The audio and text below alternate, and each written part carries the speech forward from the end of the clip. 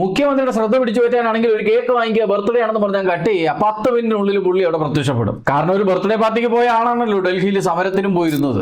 ഇതിനെ എങ്ങനെ നിസ്സാരമായിട്ട് തള്ളിക്കളയണ്ട. ഡൽഹിയിൽ വർക്കായ ഒരു മാസ്റ്റർ പ്ലാൻ ആണിത്. കഷ്ടപ്പെട്ട് പരീക്ഷ എഴുതി റാങ്ക് ലിസ്റ്റിലേക്ക് വന്നിട്ടും ഒരു വർഷമായിട്ട് നിയമനം കിട്ടാത്തതിന്റെ പേരിലാണ് അവരൊക്കെ തെരുവിലേക്ക് ഇറങ്ങി സമരം ചെയ്തത്.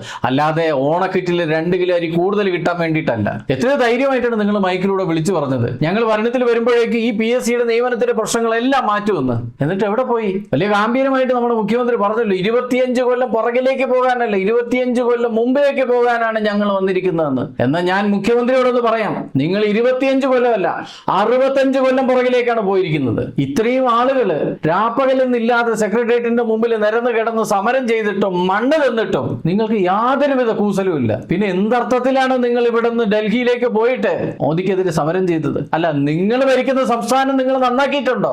ഇല്ല. സമരം ചെയ്യുന്നവരുടെ മുമ്പിലൂടെ പോലീസ് അകമ്പടിയുമായിട്ട് ചീറിപ്പാഞ്ഞു പോയല്ലോ താങ്കൾ. എന്തേ ഒന്ന് വണ്ടി ചവിട്ടി നിർത്താത്ത? എന്തുകൊണ്ട് അവിടെ ഇറങ്ങിയില്ല? എന്തുകൊണ്ട് അവരുടെ പ്രശ്നങ്ങൾ കേട്ടില്ല?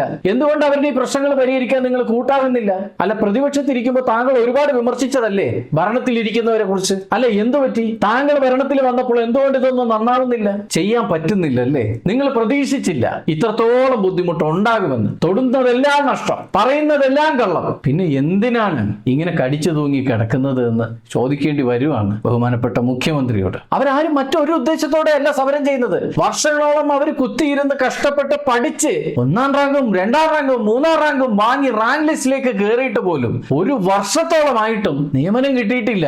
എന്തുകൊണ്ട് കഞ്ചാവ് വെക്കുന്ന ടീച്ചർമാർ പോലുമുള്ള ഈ സ്കൂളുകളിൽ എന്തുകൊണ്ട് അർഹതപ്പെട്ടവർക്ക് ഇതുവരെ നിയമനം കിട്ടിയിട്ടില്ല? കഴിഞ്ഞ സർക്കാർ ചെയ്തിട്ടില്ല. കഴിഞ്ഞ സർക്കാരിന്റെ സമയത്ത് കൊടുക്കേണ്ടതാണ്. കഴിഞ്ഞ സർക്കാർ എന്ന് പറയാനല്ല, ഇപ്പൊ നിങ്ങളാണ് ഇവിടുത്തെ സർക്കാർ. ഈ കേരളം ഭരിക്കുന്നത് നിങ്ങളാണ്. അപ്പൊ എന്റെ ചോദ്യം, എന്തുകൊണ്ട് നിങ്ങളെ കൊണ്ട് കഴിയുന്നില്ല? എന്തുകൊണ്ട് നിങ്ങളത് ചെയ്യുന്നില്ല?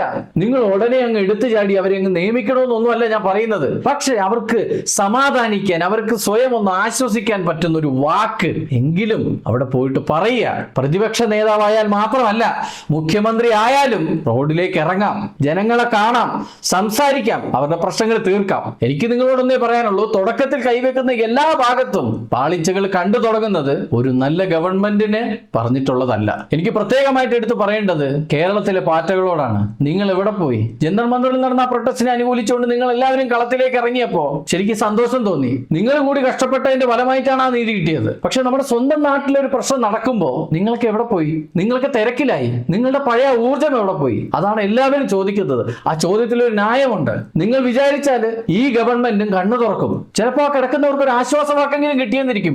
പക്ഷെ അത് നിങ്ങൾ കാരണം കിട്ടിയാലേ അതായിരിക്കും നിങ്ങൾ ചെയ്യുന്ന ഏറ്റവും നല്ല കാര്യം. അതുകൊണ്ട് ഇനിയെങ്കിലും സമയം കളയരുത്. ലൈറ്റ് ഇടുമ്പോൾ അടുക്കളയുടെ സ്ലാബിനടിയിലേക്ക് പോയി ഒളിക്കുന്ന പാറ്റകളല്ല നിങ്ങളെന്ന് ഈ സമൂഹത്തിന് തെളിയിക്കണം. അതിനുവേണ്ടി നിങ്ങൾ റോഡിലേക്ക് ഇറങ്ങണം. ഇതിനുവേണ്ടി പോരാടണം. അവർക്ക് നീതി വാങ്ങി കൊടുക്കണം. ഇതെന്റെ അപേക്ഷയാണ്. അതുകൊണ്ട് അവസാനമായിട്ട് ബഹുമാനപ്പെട്ട മുഖ്യമന്ത്രി ശ്രീ VD സതീശനോടാണ് എനിക്ക് പറയാനുള്ളത്. ആ സെക്രട്ടേറിയറ്റിന്റെ മുന്നിൽ രാപ്പകലെന്നില്ലാതെ ഇത്രയും നാളും സ്ത്രീ പുരുഷ ഭേദമന്യേ കൈക്കുഞ്ഞുങ്ങളുമായിട്ട് വന്നിരുന്നു പോലും സമരം ചെയ്തുകൊണ്ടിരിക്കുകയാണ് അവര്. ഇപ്പോഴത്തെ മരണം വരെ നിരാഹാര സമരം കൂടി തുടങ്ങിയിരിക്കുകയാണ്. എത്രയും വേഗം അവർക്ക് വേണ്ടുന്ന നീതി, അവർക്ക് വേണ്ടുന്ന അവകാശം, അറ്റ്ലീസ്റ്റ് അവർക്ക് സ്വയം സമാധാനിക്കാൻ, ആശ്വസിക്കാൻ ഒരു നല്ല വാക്കെങ്കിലും താങ്കളുടെ പക്കൽ നിന്നോ താങ്കളുടെ ഗവൺമെന്റിന്റെ പക്കൽ നിന്നോ കൊടുക്കുമെന്ന് ഞാൻ പ്രതീക്ഷിക്കുന്നു.